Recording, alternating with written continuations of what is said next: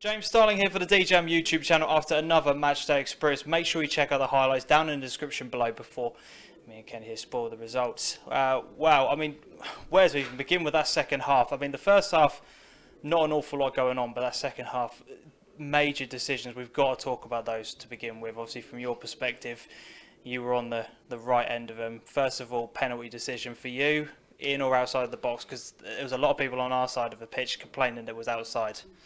I think if you're on the receiving end, you're always going to indicate it was outside the box, but I felt he was driving into the box and it was in the box. I mean, at the end of the day, it's the referee's decision, and he felt it was inside the box, so that's how it goes. Yeah. You know, I'm not going to say it wasn't inside the box. But I mean, obviously, you know, from actually taking the penalties perspective, you know, after a little bit of controversy, it gets held up a little bit. It's, you know, great composure to slot that away, though, isn't it? Martin played very well today. Our two centre-halves played very well today. Martin's on penalties because we know he's composed, irrespective of any delay tactics. We're confident. Thankfully, the goalkeeper dived out of the way because he stuck it straight through the middle. Usually, he's a little bit more accurate in terms of where he puts it, but he'll probably say he was accurate. He meant to put it down the middle, but yeah, we were totally confident Martin would put it away. That's why he's on pens. Definitely.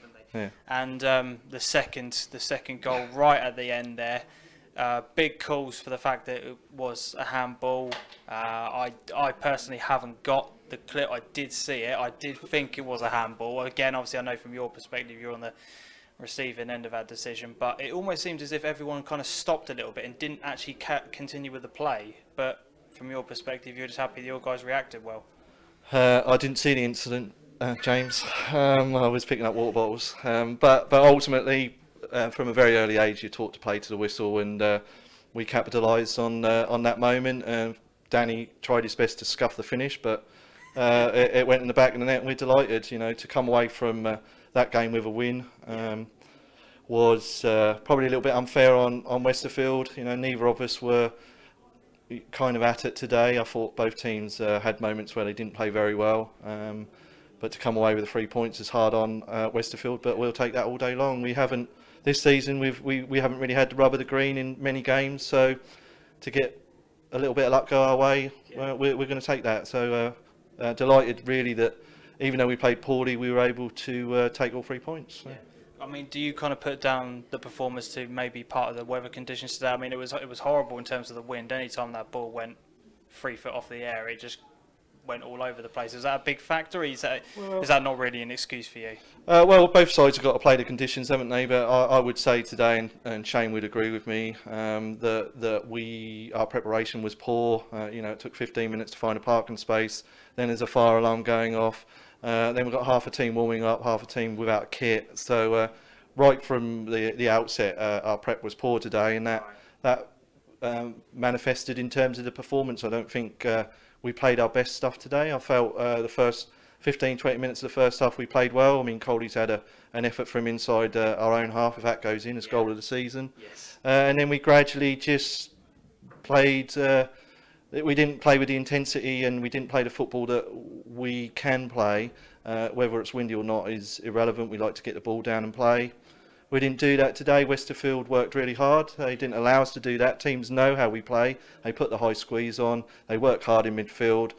We've got to be better at playing through the squeeze, which we know we can do, and playing to our strength, which is getting the ball down.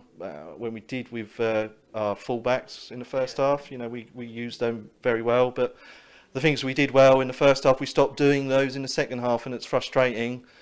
And in the end, you know, a little bit of luck came our way, and we got the result that we probably didn't deserve. But as I said, there's been other results this season that we've lost out on that we didn't deserve to lose out on. So it's football, innit? You know, it evens itself out over the season, as they say. Definitely. Yeah. And with that win, that now takes you up to 7th place. You're into the top half of the table. I mean, overall as a season, how do you kind of assess it? Because I know I spoke to a couple of the players at the beginning, and they were aiming really high. How have you seen that it's gone?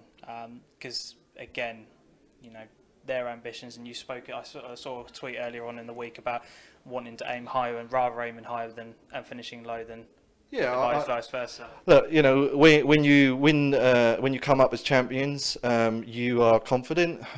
We felt that with our full squad available all season, we had an opportunity to compete. But you know, it's been a steep learning curve in terms of the quality of the SIL. You know, every mistake seems to get punished. There's some very good teams at the top of the league. We're quite a way off competing with them at the moment. On our day, the cliche, on our day we can give anyone a game. We've taken 4 points off Achilles this year. You know, that's pretty decent. In terms of the season overall, when we get to the end of it, you know, we started off very ambitious, but ultimately underneath all of that, Shane and I were of the view, if we can consolidate and then go again next season, that would be great. And it's not just about the senior side, it's about the club as a whole. You know, as a club, we've introduced an A team this year. They're sitting second in the league. The reserves are top of the league. You know, our lifeblood is bringing the youth players through, young players through. And when you look at the club as an overall, potentially with the reserves potentially winning the league and the A team getting promoted and us holding our own in senior football, I think that's a very good season for us. I'm very pleased as a manager overall for the club that we have consolidated and we've brought players through. So yeah, I mean, lots of managers will have excuses why they haven't done as well. You know, we had a horrific injury list at the start of the season. Then we lost a couple of really important players who have gone on to pastures new. Yeah. When we've had our strongest squad, we've looked like a decent side. So yeah, we've done well. I think next season, you know, we would like to kick on a little bit. It's going to be really hard to break the top four, the top three. There's 3 teams up there that we can't compete with at the moment in terms of what they have available to them. We have to rely on bringing players in, good, honest players, bringing players through the system, and getting them to play well in a good side. And hopefully, with a little bit more in the squad, we'll push on next season. But this season ultimately is about consolidation. Yeah. And you obviously mentioned about the fact that you've got a lot of youth players coming through, etc. Today, I noticed that there was a lot of younger players on the pitch. Is that just what you're going to try and do between now and the end of the season? Now that obviously relegation is not going to happen, getting towards the top may or may not happen, or are you just what is your aim now between the rest of the season? We want to finish strong. You know, we've got a run of games that we would like to think we've got a good chance of winning, and then we've got a couple of tough ones in there as well. We won't bring lots of players into the squad at this stage because we want the reserves to stay strong, so we're not going to mess around with what's available to them. Yeah. The A team have finished now, that's their last game today, so we might probably have a look at a couple of the youngsters on the bench, bring them on and see whether they can make that transition from youth football Division 4 then into the senior ranks.